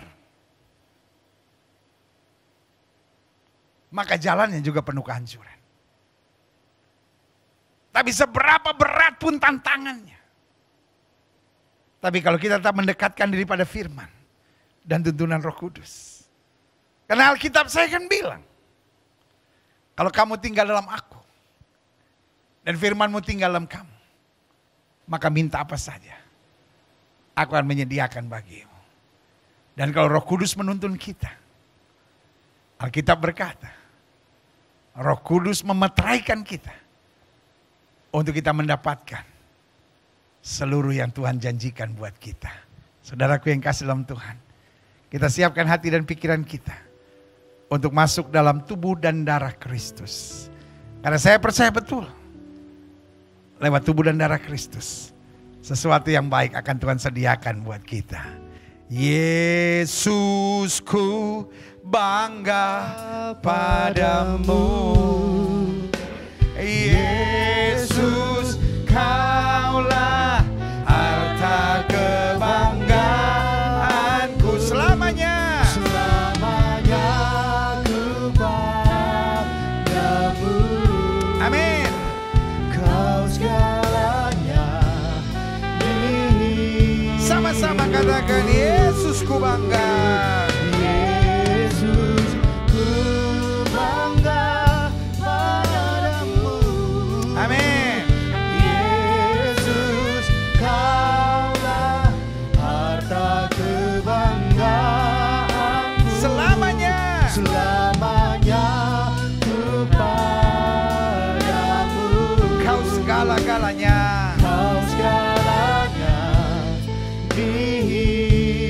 hidupku. Musik main dengan sangat lembut. Sebelum kita terima tubuh dan darah Kristus, hari ini kita diingatkan oleh firman Tuhan. Jangan mencari soal yang dicari-cari. Jangan sibuk dengan soal-soal yang bodoh dan tidak layak. Ini saatnya kita sungguh-sungguh untuk menyadari dalam sebuah rumah besar ada perabot dari emas, ada perabot dari perak, ada perabot dari kayu, dan ada perabot dari tanah. Emas dan perak diuji melalui api akan murni. Kayu dan tanah melalui api akan hancur. Sehingga yang satu dipakai untuk maksud yang mulia, tapi yang lain dipakai untuk maksud yang tidak mulia. Tetapi kalau dia menyucikan diri dari yang jahat, kata Alkitab, menghindari soal-soal yang dicari-cari, menghindari soal-soal yang bodoh, dan menghindari soal-soal yang tidak layak, dia akan dipakai untuk maksud yang mulia. Tetapi yang dipakai untuk maksud yang tidak mulia akhirnya akan dilemparkan ke dalam api dan kebinasaan. Jangan sampai kita sudah dipilih Tuhan, jangan sampai kita sudah dibenarkan Tuhan, akhirnya dilemparkan karena kita sibuk dengan hal-hal yang bodoh dan yang dicari-cari. Jika itu doamu hari ini, taruh tangan kananmu di dada. Ini bukan saatnya sibuk dengan pertengkaran. Ini bukan saatnya sibuk dengan kesombongan. Ini bukan saatnya sibuk dengan kekecewaan dan kenikmatan daging. Ini saatnya untuk mencari kerajaan Allah dan kebenaran, yang maka semuanya akan ditambahkan dalam hidup kita. Ini saatnya berani berkorban, ini saatnya berani membawa damai, ini saatnya berani mengabarkan Injil, ini saatnya berani menjadi berkat dimanapun Tuhan tempatkan. Jika itu doamu, taruh tangan kananmu di dada. Sehingga hari ini waktu kita terima tubuh dan darah Kristus, anugerahnya, kasihnya, kuasanya boleh tercurah. Setiap saudara yang ingin didoakan boleh taruh tangan kanan saudara di dada. Dan dengan tangan ditaruh di dada kita berdoa, Bapa, hari ini kami akan terima tubuh dan darah Kristus. Dan pada saat yang bersamaan, biarlah Tuhan mengubahkan karakter kami.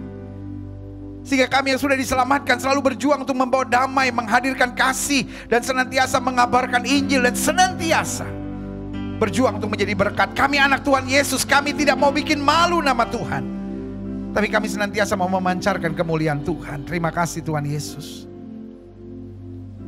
Tolong kami, karena kami tidak mau akhirnya menjadi perabot yang dipakai untuk maksud yang tidak mulia. Tapi biarlah kami menjadi perabot yang terus disucikan dan menjauhkan diri hal yang jahat, supaya kami dipersiapkan untuk tugas-tugas yang mulia. Terima kasih Tuhan. Yang sakit Tuhan sembuhkan, yang lemah Tuhan kuatkan, yang jauh dari Tuhan, bahkan yang hatinya penuh kecewa, penuh kesombongan, penuh dengan keangkuhan, penuh dengan hal duniawi, biarlah hari ini waktu kami menerima perjamuan kudus, kami disucikan dan dilayakkan oleh anugerah-Mu sempurna. Jemaat sekalian, persiapkan roti dan anggur yang sudah siapkan hari ini untuk menerima tubuh dan darah Kristus. Sehingga hari ini waktu kita masuk dalam perjamuan suci, kita sungguh-sungguh dilayakkan. Terima kasih Bapa. Dengan anggur dan roti yang sudah kami persiapkan di rumah masing-masing, dan kami yang melayani dari gereja, kami mohonkan jamahan Tuhan, sehingga sungguh kami dilayakkan terus duduk sehidangan dengan Kristus dalam perjamuan suci saat ini. Tubuhmu terpecah, tubuhmu terpecah, menyelamatkanku dari semua kutuk dosaku. Darah-Mu tercurah melepaskanku dari semua kuasa kegelapan.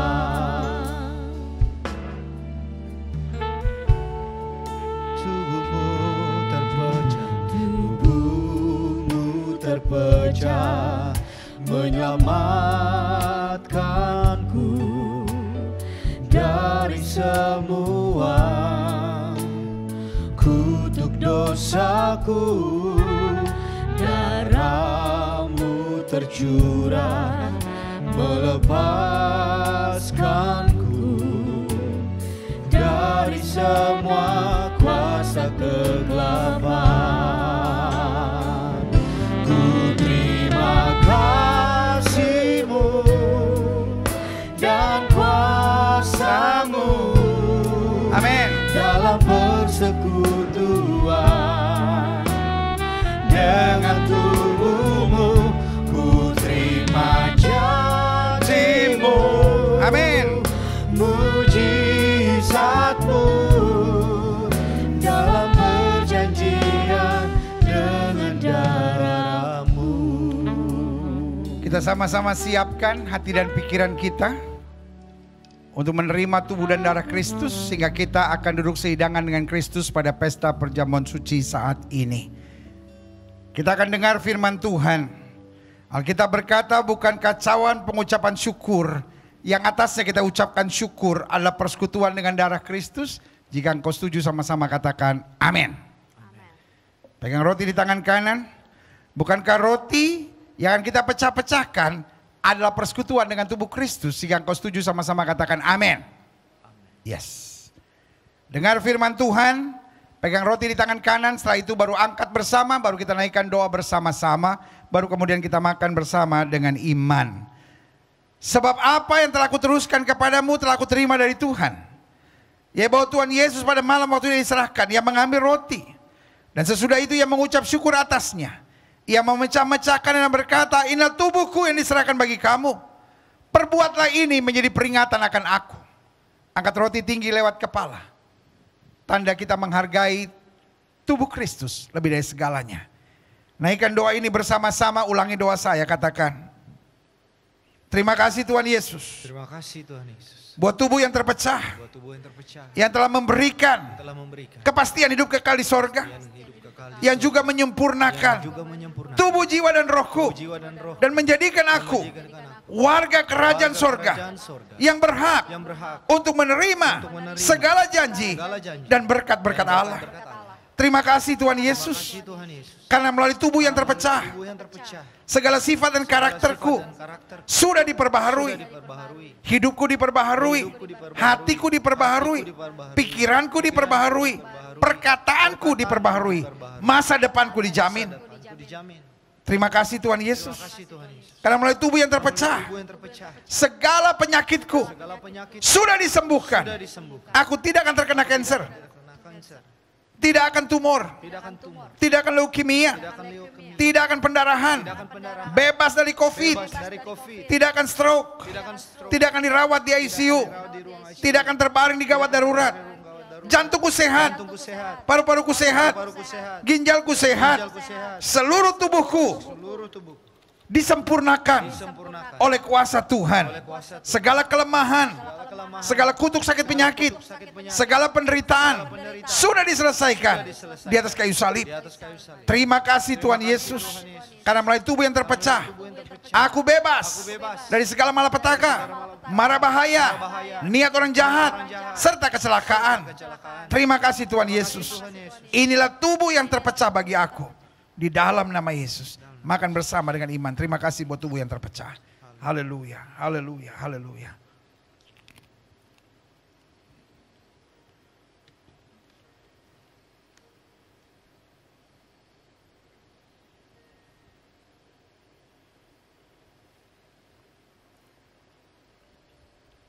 Kami bersyukur.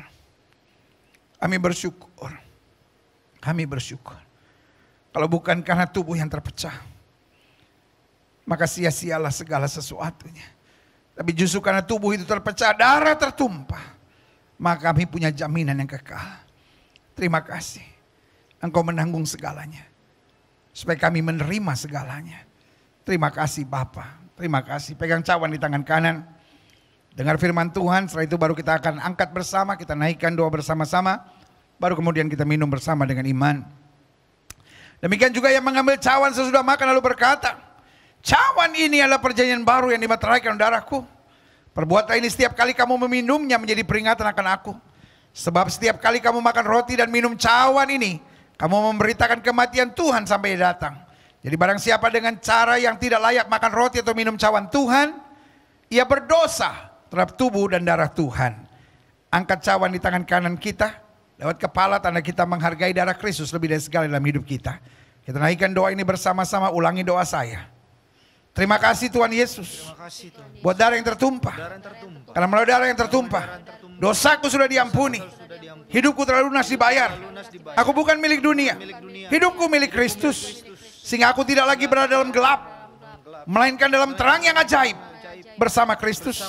Terima kasih Tuhan Yesus. Karena melalui darah yang tertumpah, segala kuasa kegelapan sudah dihancurkan. Aku tidak bisa dihipnotis. Aku tidak bisa disantet. Aku tidak akan bisa terserang guna-guna.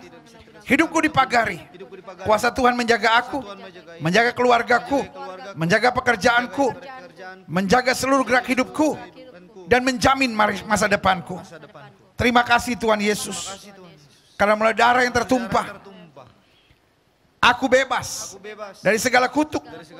Baik kutuk dosa, kutuk penderitaan, kutuk keturunan, kutuk maut, serta segala kutuk yang diucapkan orang kepadaku. Hidupku berkelimpahan, tidak akan kekurangan. Hidupku akan selalu mengalami terobosan untuk meraih janji Tuhan dan berjalan dalam mujizat setiap hari. Terima kasih Tuhan Yesus. Karena melalui darah yang tertumpah, hidupku dipulihkan, disempurnakan, layak menjadi warga kerajaan sorga. Terima kasih Tuhan Yesus buat darah yang tertumpah. Inilah darah Kristus. Kita ucapkan syukur, kita minum bersama dengan iman. Terima kasih buat darah yang tertumpah. Haleluya.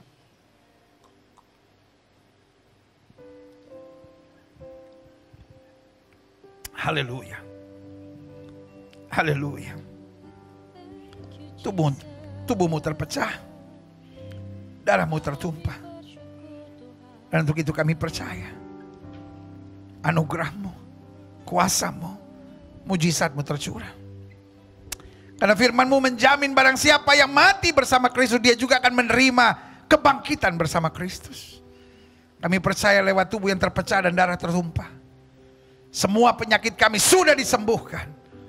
Karena itu setiap mereka di rumah masing-masing yang sedang terserang penyakit apapun nama penyakitnya, kami tolak, kami patahkan di dalam nama Yesus. Segala virus, kuman, bakteri, segala infeksi, segala inflamasi, bahkan segala serangan setan-setan dihancurkan di dalam nama Yesus. Oleh bilur Yesus, sembuhlah dan terimalah anugerah Tuhan. Imani, mulai imani. Oleh bilur Yesus, kata Alkitab, kami yang percaya sudah disembuhkan. Terima kasih, bahkan yang lemah, yang jauh dari Tuhan disadarkan kembali. Sehingga lewat tubuh dan darah Kristus kami kembali dalam persekutuan yang manis, indah, dahsyat dan luar biasa dengan Tuhan. Terima kasih Bapa. Dan di saat kami menerima perjamuan suci, kami juga berdoa buat bangsa dan negara kami Indonesia. Selamatkan ya Allah, damai sejahtera atas Indonesia. Umat mayoritas di bangsa ini Tuhan tuntun, Tuhan selamatkan. Tuhan bawa pada damai sejahtera dan keselamatan sempurna dari sorga.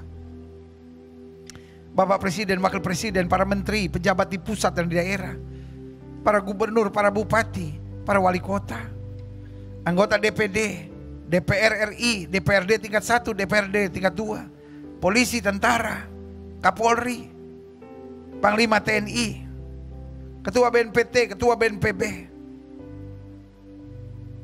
Ketua Kejaksaan, Ketua Mahkamah Agung.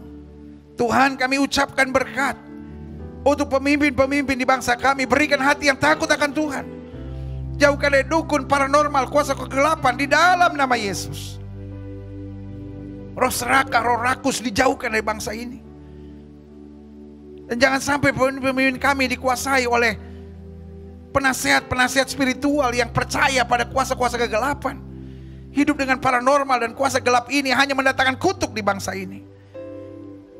Tapi biarlah takut akan Tuhan selalu memenuhi hati pemimpin-pemimpin kami. Terima kasih Tuhan Yesus, kami menopang mereka. Tidak lupa kami juga berdoa buat para dokter, para suster, para bruder, para tenaga kesehatan. Tuhan, mereka adalah benteng terakhir dari COVID-19. Tuhan tolong. Proses vaksinasi di bangsa ini Tuhan lancarkan semuanya. Kami patahkan segala isu-isu tentang antikris yang hanya beredar sebagai hoax, yang membingungkan, menakutkan banyak orang, bahkan menimbulkan perpecahan dalam tubuh Kristus. Kami tolak di dalam nama Yesus. Biarlah kebenaran akan terus menuntun kami orang-orang percaya. Gereja-gereja di mana-mana tempat, baik yang online maupun onsite dalam ibadahnya, Tuhan memberkati. Gerejamu di tempat ini, Gereja Bethel Indonesia Globe Fellowship Center, Tuhan pakai terus untuk menegakkan kerajaan Allah dalam kebenaran dan kasih. Kami yang sudah menerima firman, kami tidak mau bodoh, yaitu menerima firman tapi tidak melakukannya. Tapi kami mau hidup bijaksana, menerima firman, melakukannya, dan menjadikan Yesus yang paling utama dalam hidup kami. Di dalam nama Yesus kami berdoa, haleluya. Sama-sama kita katakan amin. Haleluya, haleluya, haleluya. Yeah, Tuhan Yesus dahsyat. Amin. Saya percaya betul, lewat tubuh yang terpecah, lewat darah yang tertumpah, anugerahnya tersedia buat kita. Haleluya, puji Tuhan. Imani segala yang baik Tuhan sudah nyatakan buat kita. Amin.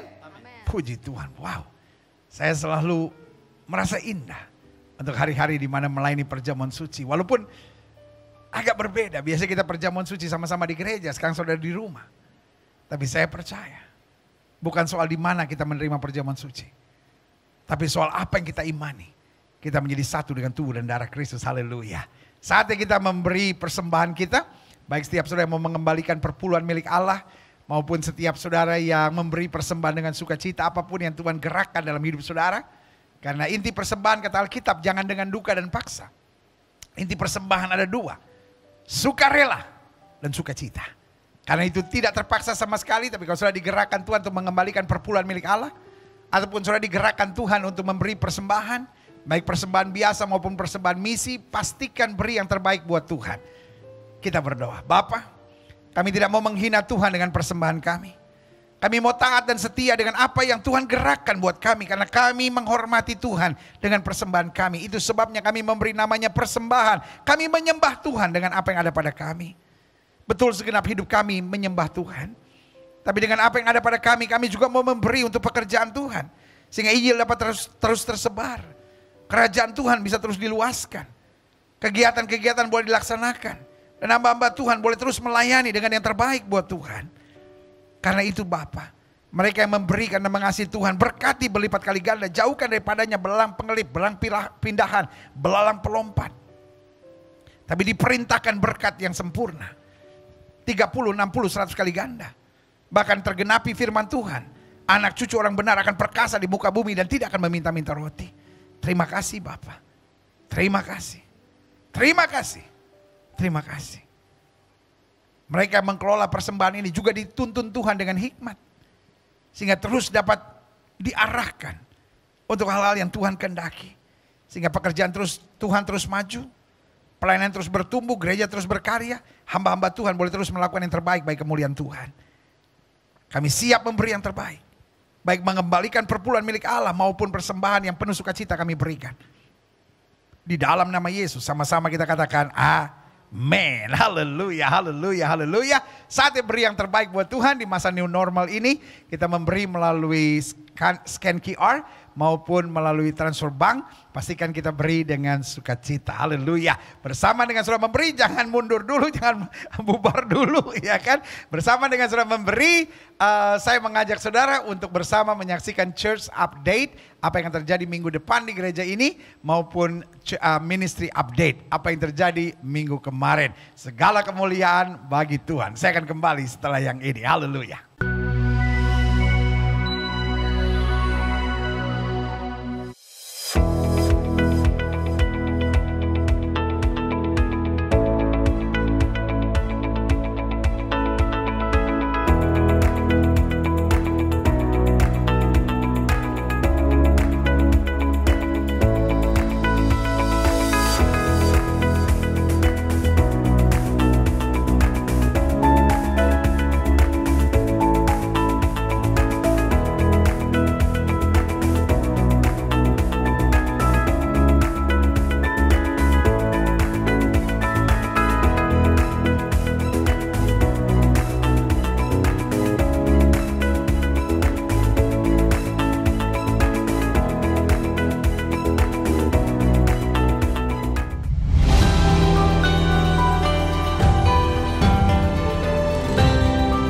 Buku Renungan Setahun Beruntung Bersama Yesus karya Pendeta Gilbert Lumoindong telah tersedia di toko buku Gramedia dan di toko buku Glow. Untuk informasi, hubungi Martin di 0813 9080 6494.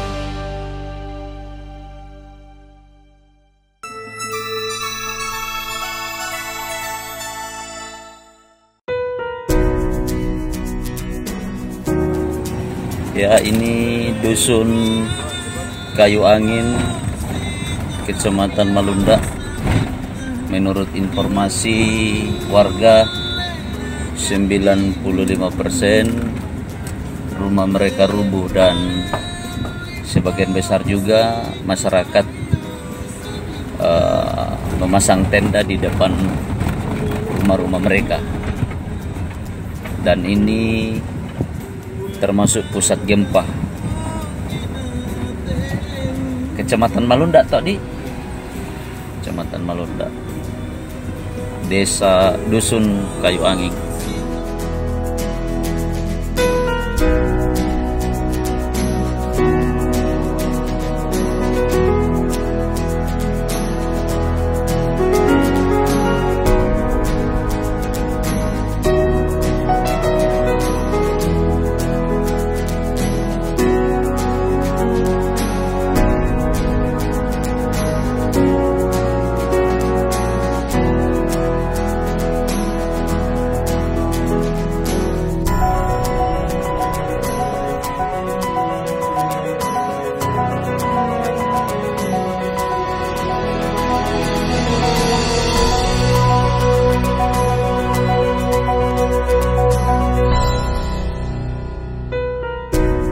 Shalom sahabat PI, Departemen Pekabaran Injil Gereja Bethel Indonesia sudah melakukan pelayanan bakti sosial bersama dengan Badan Pekerja Daerah Kalimantan Selatan. Ada Pak Ketuanya, Pak Lexi dan istri yang luar biasa.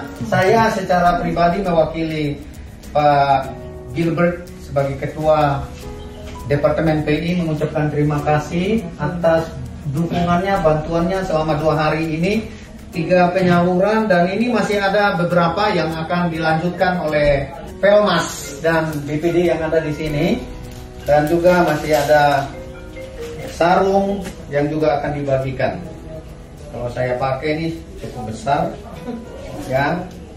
Ada sarung, kemudian ada selimut yang seperti ini, kemudian ada juga selimut anak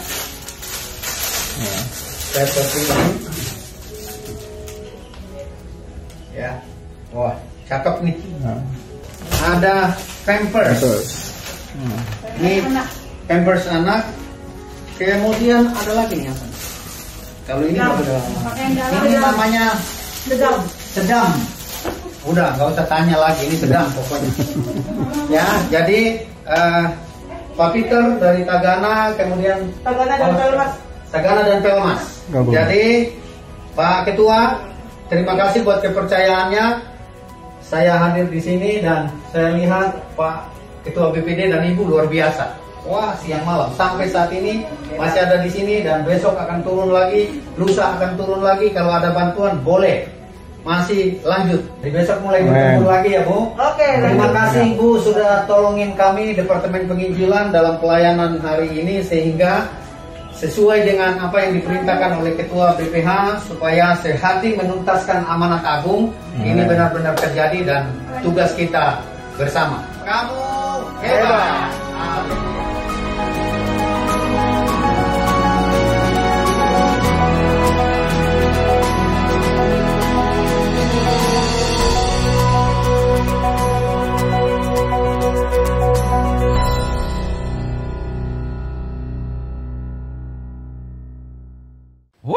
Tuhan Yesus dahsyat, Tuhan Yesus luar biasa. Dan kita bersyukur hari ini saya bersama dengan Aten dan Kiki bersama dengan tim musik yang wow luar biasa hari ini. Dahsyat bagi kemuliaan Tuhan. Bangga dapat melayani saudara sekalian. Karena itu mari kita berdoa, kita akhiri ibadah ini. Bapak terima kasih. Kami bangga, kami bersyukur dapat kembali melayani khususnya dalam ibadah minggu pertama dalam menerima perjamuan suci ini. Tuhan, berkat Tuhan sempurna. Tuhan tuntun setiap jemaat Tuhan ini. Sehingga bukan hanya mereka beribadah, tapi berlaku firman, satu orang bertobat, seluruh isi rumah tangga diselamatkan. Setiap mereka dapat berkata, keluargaku adalah sorgaku, rumahku adalah istanaku. Terima kasih Bapa, terima kasih. Dan akhirnya, saudara-saudara sekalian, kekasih-kekasih Kristus, permata hatinya Kristus, ingatlah bahwa Tuhan itu baik. Ingatlah selama engkau tidak miring ke kiri maupun miring ke kanan, hidupmu akan diberkati. Engkau tidak akan turun tapi akan naik. Engkau tidak akan jadi ekor, engkau akan menjadi kepala. Amen. Karena itu dimanapun kau ada, ingatlah. Cari dahulu kerajaan Allah serta kebenarannya. Dimanapun kau ada, ingatlah bahwa orang-orang yang menyebut dirinya anak-anak Tuhan selalu akan membawa damai, akan menyatakan kasih, akan mengabarkan Injil, dan akan menyatakan kemuliaan Tuhan. Alkitab bilang supaya orang dapat melihat perbuatanmu yang baik dan memuliakan Bapamu yang di sorga. Karena itu, suami-suami, kasihlah istrimu dan janganlah berlaku kasar kepadanya. Istri, hormatilah suamimu dan tunduklah pada suamimu. Orang tua, jangan bangkitkan sakit hati dari anak-anakmu, dan anak-anak, hormatilah, taatilah orang tuamu di dalam Tuhan. Jemaat sekalian, terima berkat Tuhan. Kasih dari Allah Bapa, anugerah pengorbanan Tuhan Yesus, serta keselamatan yang sempurna yang datang daripadanya, beserta dengan tuntunan, hikmat, karunia, talenta, buah-buah roh, menyertai hidup kita masing-masing. Mulai saat ini, hari Minggu yang penuh berkat, penuh mujizat, sampai Maranatha, Yesus Kristus datang kembali untuk menjemput setiap orang yang hidup sesuai kehendaknya. Kiranya, amin. Engkau memberkati aku berlimpah-limpah. Amin. Kami imani. Jangan berluas